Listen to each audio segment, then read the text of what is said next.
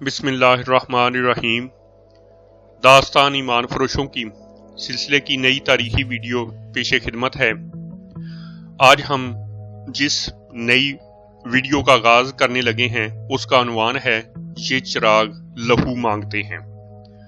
تمام سامعین سے گزارش ہے کہ ویڈیو کو لائک کریں، چینل کو سبسکرائب کریں اور بیل آئیکن کو بھی پریس کر دیں تاکہ ہر نئی آنے والی ویڈیو آپ کو وقت پر ملتی رہے۔ عالم اسلام کے اسی خطے میں جہاں آج شامی مسلمان لبنانی صلیبیوں کے ساتھ مل کر فلسطینی حریت پسندوں کو پوری جنگی قوت سے کچل رہے ہیں، وہیں 800 سال پہلے بہت سے مسلمان عمرہ اور حاکم اور سلطان زنگی مرحوم کا 9 عمر بیٹا صلیبیوں سے مدد لے کر سلطان یوپی کے خلاف سرفراہ ہو گئے تھے۔ مسلمان کا خون بہا رہا تھا۔ اس وقت فلسطین صلیبیوں کے قبضے میں تھا اور سلطان یوپی قبلہ اول کے اس خطے کو کفار سے آزاد کرانے کا عزم لے کر نکلا تھا۔ صلیبی اس سے فلسطین کو نہیں بچا سکتے تھے مگر مسلمان ہی اس کے راستے میں حائل ہو گئے۔ آج بھی فلسطین پر کفار کا قبضہ ہے اور فلسطین حریت پسند جو قبلہ اول کو آزاد کرانے کے لیے اٹھے تھے شامی مسلمانوں کی توپوں اور ٹینکوں سے بسم کیے جا رہے ہیں۔ مارچ 1175 میں سلطان صلاح الدین ایوبی اسی خطے کے الرستان سلسلہ کو میں کسی جگہ اپنے ہیڈ کوارٹر میں بیٹھا اپنے مشیروں اور کمانڈروں کے ساتھ اگلے اقدام کے متعلق باتیں کر رہا تھا۔ جیسا کہ پہلے بیان کیا جا چکا ہے کہ اس نے حلب کا محاصرہ اس لیے اٹھا لیا تھا کہ ملک الصالح نے صلیبی بادشاہ ریمانڈ کے ساتھ جو جنگی معاہدہ کیا تھا اس کے مطابق ریمانڈ سلطان یوبی کی فوج پر عقب سے حملہ کرنے کے لیے آ گیا تھا۔ سلطان یوبی نے بر وقت محاصرہ اٹھا لیا اور ایسی چال چلی کہ ریمانڈ کی فوج کے عقب میں چلا گیا اور ریمانڈ نے لڑے بغیر بھاگ جانے میں عافیت سمجھی۔ حلب مسلمانوں کا شہر تھا جو سلطان یوبی کے دشمن مسلمان عمرہ اور الملک الصالح کا جنگی مرکز بن گیا تھا۔ حلب کے مسلمانوں نے خلیفہ اور عمرہ کے پراپوگنڈے سے متاثر ہو کر سلطان یوبی کا مقابلہ بے جگری سے کیا تھا۔ وہ حلب پر ایک بار پھر حملہ کر کے غداروں اور ایمان فروشوں کی اس مرکز کو ختم کرنے کی اسکیم بنا رہا تھا کہ اسے مصر سے اطلاع ملی کہ مصر میں اس کے ایک جرنیل الکنت نے صلیبیوں کی مدد سے سوڈانی حبشیوں کی فوج اس مقصد کے لیے تیار کر لی ہے کہ سلطان یوبی کی غیر حاضری سے فائدہ اٹھاتے ہوئے مصر پر حملہ کیا جائے اور مصر کی امارت سلطان یوبی سے چھین لی جائے۔ لیکن سلطان یوبی کے بھائی العادل نے حبشیوں کو اسوان کے مقام پر شکست دی اور الکند نے خودکشی کر لی۔ اس کی اطلاع ابھی سلطان یوبی تک نہیں پہنچی تھی، اس لیے وہ الرستان میں پریشان بیٹھا تھا۔ عظمت اسلام کا یہ پاسبان ہر طرف سے خطروں میں گرا ہوا تھا کہ یہ ایک مسلمان عمرہ کی فوجیں اس کے خلاف متحد تھیں اور صلیبیوں کا خطرہ الگ تھا۔ ان سب کے مقابلے میں سلطان یوبی کے پاس بہت تھوڑی فوج تھی۔ اس نے ایسا اقدام کر دکھایا تھا جو کسی کے وہم و گمان میں بھی نہ تھا۔ اس کے دشمنوں کو یہ توقع تھی کہ اس پہاڑی خطے میں سردیوں میں کوئی جنگ کی سوچ ہی نہیں سکتا۔ پہاڑیاں جو بلند تھیں وہاں برف بھی پڑتی تھی۔ سلطان یوبی نے اپنی فوج کو ٹریننگ دے کر اس وقت حملہ کیا جب سردی عروج پر تھی۔ اس دلیرانہ اور غیر متوقع اقدام سے اس نے قلیل فوج سے سب کو خوفزدہ کر دیا اور ایسی پوزیشن حاصل کر لی کہ دشمن کی کسی بھی فوج کو اپنی پسند کی جگہ گھسیٹ کر لڑا سکتا تھا۔ اس کی فوج اتنی تھوڑی تھی کہ اسے کبھی کبھی ناکامی کا خطرہ بھی محسوس ہونے لگتا تھا، لیکن سبھی اس سے ڈر رہے تھے۔ اسے یہ ڈر تھا کہ ریمانڈ سکیم اور راستہ بدل کر اس پر حملہ کرے گا، لیکن ریمانڈ کی حالت یہ تھی کہ اس نے اپنے علاقے تریپولی کا دفاع اس ڈر سے مضبوط کر لیا تھا کہ سلطان یوبی حملہ کرے گا۔ سلطان یوبی نے جس طرح اسے بھگایا تھا اس سے سلطان اسی صورت میں فائدہ اٹھا سکتا تھا کہ صلیبیوں کا تعاقب کرتا، مگر فوج کی قلت نے اسے آگے نہ جانے دیا اور بڑی وجہ یہ تھی کہ مصر میں الکند کی بغاوت نے اسے روک دیا تھا۔ اسے خطرہ نظر آ رہا تھا کہ مصر کے حالات بگڑ جائیں گے، اس صورت میں اسے مصر چلے جانا تھا۔ وہ اس صورتحال سے ڈرتا تھا اگر اسے مصر میں جانا پڑتا تو مسلمان عمرہ عالم اسلام کو صلیبیوں کے ہاتھ بیچ ڈالتے۔ اس کا دارومدار اس پر تھا کہ مصر سے اسے کیا اطلاع ملتی ہے۔ اپنے مشیروں اور کمانڈروں سے وہ مصر کے متعلق ہی پریشانی کا اظہار کر رہا تھا جب اسے اطلاع ملی کہ قاہرہ سے قاصد آیا ہے۔ سلطان یوبی نے بادشاہوں کی طرح یہ نہ کہا کہ اسے اندر بھیج دو۔ وہ اٹھا اور دوڑتا خیمے سے باہر نکل گیا۔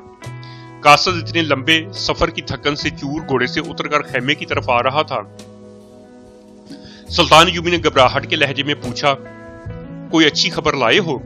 बहुत अच्छी सुल्तान अली मकाम, उसने जवाब दिया।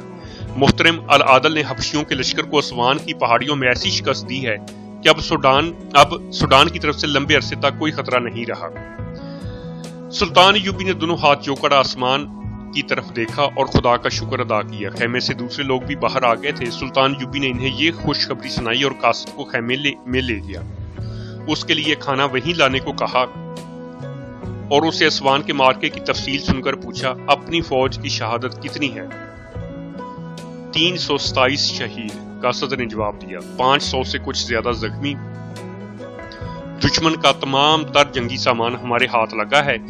1210 हबशी कैदी पकड़े हैं। सलीबी और सुडानी सरदार और कमांडर जो कैद किए गए अलग हैं।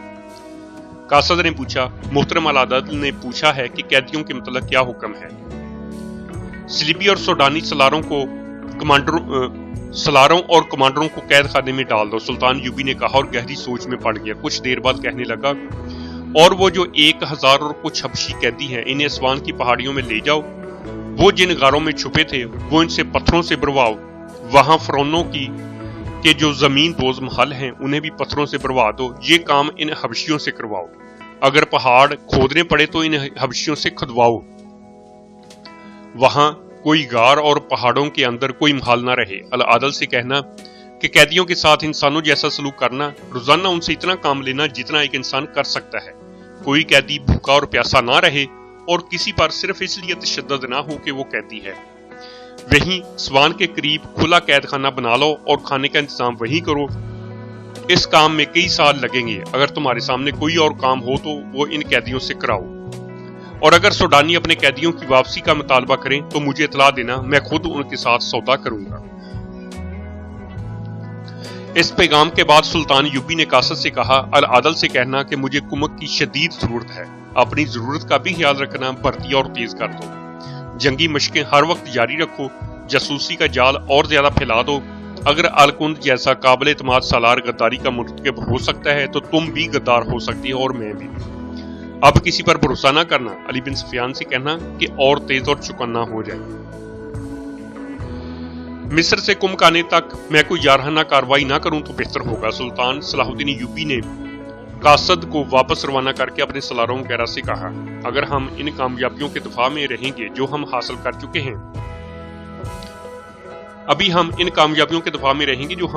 चुके हैं, अपनी मौजूदा सूरत हाल पर एक नजर डालो। तुम्हारा सबसे बड़ा दुश्मन तुम्हारा अपना भाई है। तुम्हारे ताकतवर दुश्मन 3 हैं। हलम में अल मुल्कुल साले बैठा है। दूसरा उसका किलादार गुमशतकीन है जो हिरान में फौज तैयार किए हुए है, और तीसरा सैफुद्दीन है जो मूसल का हाकिम है। ये तीनों फौजें इकट्ठी हो गई तो हमारे लिए इनका मुकाबला आसान नहीं होगा।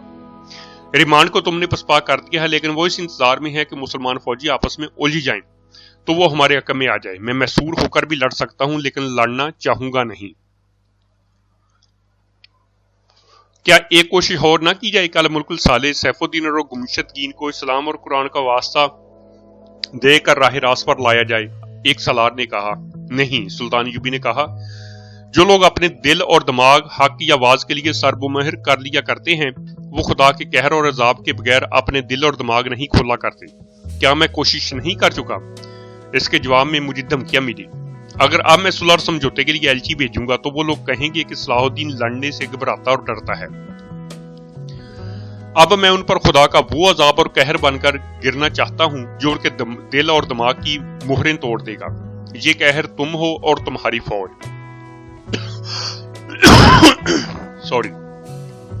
उसने आ भरी और कहा, तुमने हलब का मुहासरा किया तो हलब के मुसलमान जिस दिलेरी से लड़े वो तुम कभी नहीं भूलोगे।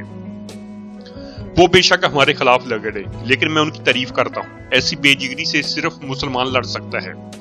काश ये जज्बा और ये ताकत इस्लाम के लिए इस्तेमाल होती। तुम जानते हो कि मैं बादशाह नहीं बनना चाहता। मेरा मकसद ये है कि आलम इस्लाम मुत्तहद हो और ये कुव्वत जो बिखर गई है मरकूज होकर सलीबी अज़ाइम के खिलाफ इस्तेमाल हो और फलस्तीन आजाद करा के हम सल्तनत इस्लामिया की तोसी करें। हम मायूस नहीं। एक सलार ने कहा, नई भर्ती आ रही है। इस इलाके से जवान खासी तादाद में भर्ती हो रहे हैं। मिस्र से भी कुम्क आ रही है। ہم آپ کی ہر توقع پوری کریں گے، لیکن میں کب تک زندہ رہوں گا؟ سلطان ایوبی نے کہا، تم کب تک زندہ رہو گے؟ ابلیسی قوتیں زور پکڑ رہی ہیں، ان کا دائرہ وسیع ہوتا جا رہا ہے۔ میرے وہ عزیز دوست جن پر مجھے بھروسہ اور اعتماد تھا، صلیبیوں کے ہاتھوں میں کھیلنے اور میرے ہاتھوں قتل ہوئے۔ الکند تمہارے ساتھ کا موت میں سالار تھا، کیا تم سن کر حیران نہیں ہوئے کہ الکند نے سوڈان سے حبشیوں کی فوج بلائی اور مصر پر قابض ہونے کی کوشش کی؟ اس نے مجھ پر یہ کرم کیا کہ شکست کھا کر اپنے ہاتھوں اپنی جان لے لی۔ میں نے اسے سزائے موت نہیں دی۔ حکومت کا نشہ، دولت اور عورت اچھے اچھے انسانوں کو اندھا کر دیتی ہے۔ ایمان میں کیا رکھا ہے؟ ایمان سونے کی طرح چمکتا نہیں، عورت کی طرح عیاشی کا ذریعہ نہیں بنتا، اور ایمان بادشاہ اور فرعون نہیں بننے دیتا۔ ایک بار روح کے دروازے بند کر لو تو ایمان بیکار شے بن جاتا ہے، پھر عقل پر پردے پڑ جاتے ہیں۔ اسپین سے تمہارا پرچم کیوں اترا؟ تاریخ کہتی ہے کہ یہ کفار کی سازش کا نتیجہ تھا، مگر ان کی سازشیں کیوں کامیاب ہوئیں؟ کیونکہ خود مسلمانوں نے اپنے آپ کو کفار کا اللہ کار بنایا اور اجرت وصول کی۔ اسپین ان کا تھا جنہوں نے سمندر پار جا کر کشتیاں جلا ڈالی تھی تاکہ واپسی کا خیال ہی دل سے نکل جائے۔ اسپین کی قیمت وہی جانتے ہیں جنہوں نے یہ قیمت دی تھی۔ اسپین شہیدوں کا تھا، یہ ہوتا آیا ہے اور مجھے ڈر ہے کہ یہی ہوتا چلا جائے گا کہ خون کے نذرانے دے کر ملک حاصل کرنے والے دنیا سے اٹھ جاتے ہیں تو وہ لوگ بادشاہ بن جاتے ہیں جن کے خون کا ایک قطرہ بھی نہیں بہا تھا۔ انہیں چونکہ ملک مفت ہاتھ آ جاتا ہے، اس لیے اسے وہ عیاشی کا ذریعہ بناتے ہیں اور اپنے تخت و تاج کی سلامتی کے لیے دین و ایمان والوں اور دل میں قوم کا درد رکھنے والوں کی زبانیں بند کرتے اور ان کا گلا گھونٹ دیتے ہیں۔ انہیں افلاس اور فاقوں کی چکی میں پیس کر ان کے جذبوں کو ختم کر دیتے ہیں۔ اسپین میں یہی ہوا۔ کفار نے ہمارے بادشاہوں کو زر و جواہرات اور یورپ کی حسین لڑکیوں سے اپنے ہاتھ میں لیا، انہی کی فوج کے خلاف کیا، مجاہدین کو مجرم بنایا اور اسپین کی اسلامی مملکت کو دیمک کھا گئی۔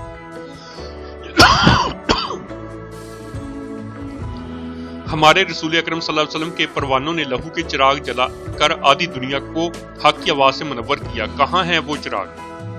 ایک ایک کر کے بجھتے جا رہے ہیں۔ یہ چراغ لہو مانگتے ہیں، مگر لہو دینے والے صلیبیوں کی شراب اور عورت کے طلیسم میں گم ہو گئے ہیں۔ ان لوگوں کو یہ سلطنت مفت آئی ہے۔ وہ ان شہیدوں کو بھول چکے ہیں جن کے خون کے عوض خدا نے قوم کو یہ سلطنت عطا کی تھی، اور خدا نے یہ سلطنت بادشاہیاں قائم کرنے اور عیاشی کے لیے عطا نہیں کی تھی، بلکہ اس لیے کہ اسے مرکز بنا کر اسلام کا نور ساری دنیا میں پھیلایا جائے اور بنی نوع انسان کو شر کی قوتوں سے نجات دلائی جائے۔ مگر شر کا جادو چل گیا، اور آج جب قبلہ اول پر کفار کا قبضہ ہے، ہم ایک دوسرے کا خون بہا رہے ہیں۔ کافر سے پہلے غدار کا قتل ضروری ہے، ایک مشین نے کہا۔ اگر ہم حق پر ہیں تو ہم ناکام نہیں ہوں گے۔ مجھے یہ نظر آ رہا ہے کہ یہ خطہ خون میں ہی ڈوبا رہے گا۔ سلطان ایوبی نے کہا، حکومت شاید مسلمانوں کی ہی رہے، مگر ان کے دلوں پر صلیبیوں کی حکمرانی ہوگی۔ جنگی نقطہ نگاہ سے سلطان ایوبی نے اپنی فوج کو ایسی پوزیشنوں میں تقسیم کر رکھا تھا کہ کسی بھی ایسے قلعے پر جو وہ فتح کر چکا تھا دشمن براہ راست حملہ نہیں کر سکتا تھا۔ ان قلعوں میں اس نے مختصر سی نفری رکھی تھی، کیونکہ وہ قلعہ بند ہو کر لڑنے کا قائل نہیں تھا۔ پہاڑی علاقے میں اس نے تمام راستوں اور وادیوں کی بلندیوں پر تیر انداز بٹھا دیے تھے۔ جو راستے تنگ تھے ان کے اوپر پہاڑیوں پر اس نے بہت بڑے بڑے پتھر رکھ کر کچھ آدمی بٹھا دیے تھے تاکہ دشمن گزرے تو اوپر سے پتھر لڑکا دیے جائیں۔ دمشق سے آنے والے راستے کو اس نے کمانڈو قسم کے گشتی دستوں سے محفوظ کر رکھا تھا تاکہ رسد دشمن سے محفوظ رہے۔ ایک جگہ ایسی تھی جسے حماد کے سینگ کہا جاتا تھا۔ یہ ایک وسیع وادی تھی جس میں ایک ٹکری جو خاصی بلندی تھی آگے جا کر سینگوں کی طرح دو حصوں میں تقسیم ہو گئی تھی۔ اسے سلطان ایوبی نے پھندے کی حیثیت دے رکھی تھی۔ اس نے اپنے سالاروں کو تکنیکی لحاظ سے سمجھا دیا تھا کہ دشمن باہر آ کر لڑا تو اسے اس وادی میں گھسیٹ کر لڑایا جائے گا۔ سلطان ایوبی نے تمام علاقے میں ایسی جنگوں پر پوزیشنیں قائم کر لی تھی جن سے وہ دشمن کو کسی بھی جگہ لانے پر مجبور کر سکتا تھا۔ اس اہتمام کے علاوہ اس کے چھاپا مار جوان چھوٹی چھوٹی ٹولیوں میں دور دور تک گھومتے پھرتے رہتے تھے۔ جاسوسی یعنی انٹیلیجنس کا نظام ایسا تھا کہ دشمن کے قلعوں کے اندر بھی سلطان ایوبی کے جاسوس موجود تھے جو خبریں بھیجتے رہتے تھے۔ اسے یہاں تک معلوم ہو گیا تھا کہ سلطانی کے نام نہاد دعوے دار الملک الصالح نے اپنے گورنر یعنی حران کے قلعہ دار گمشدگین کو اور موصل کے حاکم سیف الدین کو مدد کے لیے بلایا ہے اور معلوم ہوتا ہے کہ یہ دونوں کچھ شرائط کے بدلے مدد دیں گے، صرف بلاوے پر نہیں جائیں گے۔ جاسوسوں نے یہ بھی بتایا تھا کہ یہ مسلمان حکمراں اور عمرہ بظاہر اتحادی ہیں، لیکن ان کے دل آپس میں پھٹے ہوئے ہیں اور ہر ایک اپنی جنگ لڑ کر زیادہ سے زیادہ علاقے پر قابض ہونے کی فکر میں ہے، اور صلیبی نے مدد کم اور شے زیادہ دے رہے ہیں اور ان کی باہمی چپکلش کو ہوا بھی دے رہے ہیں۔ شمس الدین اور شاد بخت کی کوئی اطلاع نہیں آئی۔ سلطان ایوبی نے حسن بن عبداللہ سے پوچھا، کوئی تازہ اطلاع نہیں؟ حسن بن عبداللہ نے جواب دیا، وہ بڑی کامیابی سے اپنا کام کر رہے ہیں۔ گمشدگین نے کوئی بھی قدم اٹھایا، یہ دونوں سالار اپنا پورا کام کریں گے۔ ان کا پیغام بھی یہی تھا کہ حالات کے مطابق وہ کارروائی کریں گے۔ حسن بن عبداللہ سلطان ایوبی کی انٹیلیجنس کا سربراہ تھا، وہ علی بن سفیان کا نائب تھا۔ علی بن سفیان مصر میں تھا کیونکہ دشمن کی جاسوسی اور تقریب کاری کا زیادہ خطرہ مصر میں تھا۔ سلطان ایوبی حسن بن عبداللہ کے ساتھ باہر ٹہل رہا تھا۔ اس نے شمس الدین اور شاد بخت کا نام لیا تھا۔ یہ دونوں گمشدگین کے جرنیل تھے۔ گمشدگین کے متعلق بتایا جا چکا ہے کہ شیطان فطرت مسلمان تھا، عہدے اور رتبے کے لحاظ سے وہ گورنر تھا اور حران کے قلعے میں مقیم تھا۔ اسے قلعے میں اور باہر اس نے خاصی فوج جمع کر رکھی تھی۔ وہ خلافت کے تخت کے تحت تھا اور خلیفہ کے احکام کا پابند، لیکن اس نے ذاتی سیاست بازی اور چال بازیوں سے فوجی اور سیاسی لحاظ سے ایسی پوزیشن حاصل کر لی تھی جہاں وہ کسی کو پلے نہیں باندھتا تھا۔ اس نے صلیبیوں کے ساتھ درپردہ گٹھ جوڑ کر رکھا تھا، یہاں تک کہ اس کے قلعے میں نور الدین زنگی کے پکڑے ہوئے صلیبی قیدی تھے، جن میں کمانڈر بھی تھے۔ زنگی فوت ہو گیا تو گمشدگین نے کسی کے حکم کے بغیر تمام قیدی رہا کر دیے۔ اس نے یہ اقدام صلیبیوں کی خوشنودی کے لیے کیا تھا، کیونکہ وہ اب صلیبیوں کے خلاف نہیں بلکہ ان سے مدد حاصل کر کے سلطان صلاح الدین ایوبی کے خلاف لڑنے کی تیاریاں کر رہا تھا۔ اس کے دو سالار تھے جو ذہانت اور جنگی اہلیت کی بدولت اس کے معتمد تھے۔ یہ دونوں بھائی تھے، ایک کا نام شمس الدین علی اور دوسرے کا شاد بخت علی تھا۔ یہ دونوں ہندوستانی مسلمان تھے۔ عراق کے اس وقت کے ایک مورخ نے عربی میں تاریخ حلب کے نام سے کتاب لکھی تھی۔ اس نے ان کا اتنا ہی ذکر کیا کہ یہ دونوں بھائی تھے اور نور الدین زنگی کی زندگی میں ہندوستان سے اس کے پاس آئے تھے۔ زنگی نے انہیں فوج میں اچھا رتبہ دے کر حران بھیج دیا تھا۔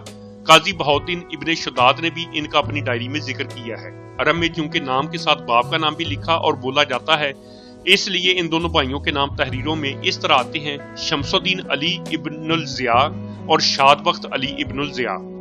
یہ اشارہ کہیں بھی نہیں ملتا کہ ضیاء کون تھا۔ تاریخ میں ان دونوں کا نام آنے کا باعث ایک واقعہ ہے جسے اس دور کے وقائع نگاروں نے قلم بند کیا ہے۔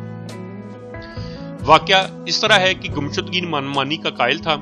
حران میں عملاً اسی کی حکومت تھی۔ اس نے اپنے ایک خوش آمدی اور بدنیت افسر ابن الخاشب ابو الفضل کو قاضی کا رتبہ دے دیا تھا۔ اسلام کے قاضی انصاف اور دانش کی وجہ سے مشہور تھے، لیکن ابو الفضل بے انصافی اور گمشدگین کی خوشنودی کی وجہ سے مشہور ہوا۔ اس کی بے انصافی کے قصے شمس اور شاد بخت تک بھی پہنچتے رہتے تھے، لیکن وہ خاموشی اختیار کیے رکھتے تھے۔ وہ فوج کے جرنیل تھے۔ قاضی کے فیصلوں اور شہری امور کے ساتھ ان کا کوئی تعلق نہ تھا۔ تباً بھی وہ خاموش رہنے والے انسان تھے۔ یہ مشہور تھا کہ گمشدگین پر ان کا بہت اثر ہے، اور یہ ہے بھی حقیقت کہ انہوں نے گمشدگین پر اپنا اثر پیدا کر رکھا تھا۔ ان دنوں جب سلطان ایوبی نور الدین زنگی کی وفات کے بعد 700 سواروں کے ساتھ آیا اور شام اور مصر کی وحدت کا اعلان کیا تھا، اس نے اپنے بہت سے جاسوس ان اسلامی علاقوں میں بھیج دیے تھے جو خلافت کے تحت ہوتے ہوئے ذاتی ریاستوں کی صورت اختیار کر گئے تھے۔ ان جاسوسوں کے چند ایک کارنامے سنائے جا چکے ہیں۔ ان میں سلطان ایوبی کا بھیجا ہوا انتانون نام کا ایک ترک جاسوس حران چلا گیا۔ وہ خوبرو اور وجیح جوان تھا، ترکی کے علاوہ عربی زبان روانی سے بولتا تھا۔ اس نے گمشدگین تک رسائی حاصل کر لی اور یہ کہانی سنائی کہ اس کا خاندان یروشلم میں آباد ہے جو اس وقت صلیبیوں کے قبضے میں تھا۔ اس نے بتایا کہ صلیبی وہاں مسلمانوں پر بے رحمی سے ظلم و تشدد کرتے ہیں اور بلا وجہ جسے چاہتے ہیں بگاڑ پر لگا دیتے ہیں۔ انہوں نے اس کی 2 جوان بہنوں کو اغوا کر لیا اور اس کے بھائیوں اور باپ کو بگاڑ کے لیے پکڑ لیا ہے۔ وہ فرار ہو کر یہاں تک پہنچا ہے اور صلیبیوں سے انتقام لینے کے لیے صلاح الدین ایوبی کی فوج میں شامل ہونا چاہتا ہے۔ اس نے اپنا حال حلیہ بگاڑ رکھا تھا اور پتہ چلتا تھا کہ وہ یروشلم سے پیدل آیا ہے اور بھوک اور تھکن نے اسے ادموا کر رکھا ہے۔ गुमशुदगीन ने उसे फौजी नजरों से देखा तो उसका कद बहुत उसे पसंद आया। उससे पूछा कि घोड़सवारी और तीरंदाजी जानता है या नहीं। उसने कहा कि उसे जरा आराम और खाने की जरूरत है, इसके बाद दिखाएगा कि वो क्या कर सकता है। गुमशुदगीन ने उसे खिला पिलाकर सुला दिया। वो बहुत देर बाद उठा तो उसे गुमशुदगीन के दरबार में पेश किया गया। एक घोड़ा मंगवाया गया। बाहर ले जाकर एक बॉडीगार्ड की कमान और एक तीर उसे देकर कहा गया कि खुद ही कहीं निशाने पर तीर चलाकर दिखाओ, फिर घोड़ा दौड़ाओ। करीब एक दरख्त था जिस पर परिंदे बैठे थे। इनमें सबसे छोटा परिंदा एक चिड़िया थी। उसने उसका निशाना लिया और तीर चलाया। तीर चिड़िया के जिस्म में उतरकर उसे अपने साथ ही ले गया। उसने एक और तीर मांगा जो लेकर वो घोड़े पर सवार हुआ और कहा कि वो करीब आए तो कोई चीज ऊपर फेंकी जाए। वहां गुमशुदगीन के बॉडीगार्ड खड़े थे। एक दौड़ा गया और अपने खाने की प्लेट उठा लाया जो मिट्टी की थी। अंतानून घोड़े को दूर ले गया। वहां से मुड़कर एड़ लगाई तो घोड़ा सरपट दौड़ा। अंतानून ने कमान में तीर डाला। एक बॉडीगार्ड ने प्लेट हवा में उछाली। अंतानून ने दौड़ते घोड़े से तीर चलाया और पेट के टुकड़े हवा में बिखेर दिए। उसने घोड़ा मोड़कर सवारी के कुछ और करतब दिखाए। ये तो किसी को भी ना मालूम था कि वो तजर्बाकार जासूस और छापामार कमांडो है और उसे हर एक हथियार के इस्तेमाल और घुड़सवारी का माहिर बनाया गया है। उसके कद बहुत गठे हुए जिस्म, गोरे चिट्टे रंग और करतब देखकर गुमशुदगीन बहुत मुतासर हुआ और उसे अपने बॉडीगार्ड्स में रख लिया। 2 बॉडीगार्ड गुमशुदगीन के घर में भी ड्यूटी दिया करते थे। कुछ दिनों बाद अंतानून घर की ड्यूटी पर गया जहां उसे 8 दिन और 8 रातें रहना था। मुसलमान हुक्मरानों की तरह गुमशुदगीन का हरम भी बारौनक था।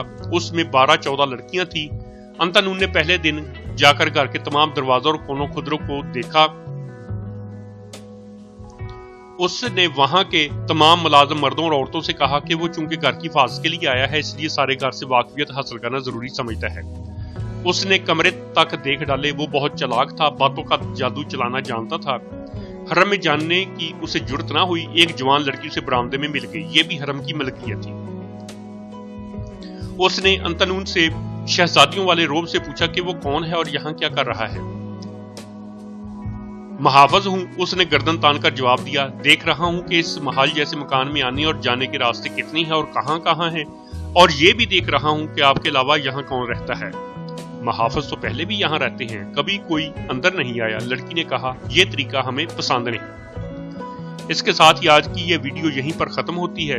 इंशाअल्लाह जल्द ही दोबारा नई वीडियो के साथ हाजिर होंगे। अल्लाह हाफिज।